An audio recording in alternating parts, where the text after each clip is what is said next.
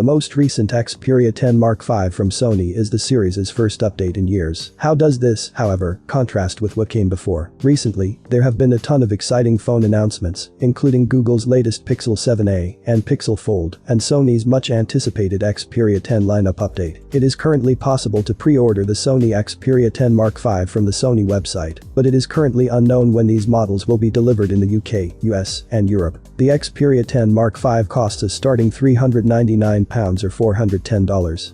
With all of this in mind, we were curious to see how it actually stacked up against the Xperia 10 Mark IV, its predecessor. Find out how these devices compare and contrast in order to decide which one is best for you by reading on.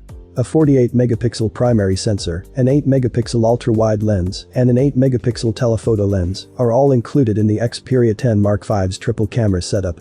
This camera is different from its predecessor in that it has a large 48-megapixel sensor, which should enable detailed shots. Users will be able to capture vivid images from a distance and up close thanks to the 8-megapixel telephoto and ultra-wide sensors, which could make it a very valuable smartphone camera for the money. A triple camera setup is another feature of the Xperia 10 Mark IV. A 12-megapixel primary camera, an 8-megapixel ultra-wide sensor, and an 8-megapixel telephoto lens are included.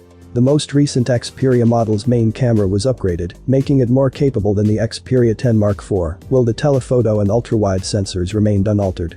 The Qualcomm Snapdragon 695 processor is shared by the Xperia 10 Mark IV and Xperia 10 Mark V, indicating that the most recent device will perform similarly to its forerunner.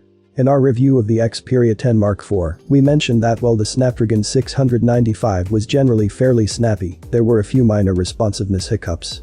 Particularly when compared to other mobile processors like the Realme GT Neo 3T, everything seemed a little slower than usual. This wasn't all that surprising for a mid-range phone, but it could be a deterrent for buyers of the Xperia 10 Mark V. The Sony Xperia 10 Mark IV, on the other hand, never felt overly warm, which was a problem with the Sony Xperia 1 Mark IV in 2022. Both phones are offered in 4 distinct color schemes with a respectable amount of variety. The Xperia 10 Mark V is available in 4 colors: white, black, sage green, and lavender, the latter 2 of which have a delicate pastel aesthetic. The colors mint, lavender, white, and black are available for the Xperia 10 Mark IV. In comparison to the Xperia 10 Mark V, the mint and lavender color options are much bolder and more vibrant, and our review noted that they were quite eye-catching. Most users should be able to find a color scheme that works best for them because each handset is unique. The Xperia 10 Mark IV launched with Android 12, but since March of this year, users have had the option to upgrade to Android 13. Both phones will be able to take advantage of Android 13, since it will be pre-installed on the Xperia 10 Mark V when it launches. Compared to earlier versions of the Android operating system, Android 13 placed a lot more emphasis on personalization and customization. For example, you can match your favorite color to the wallpaper of your phone and to themed app icons. It includes a media player that displays album art on the home screen while in use and lets you customize the language settings for each individual app.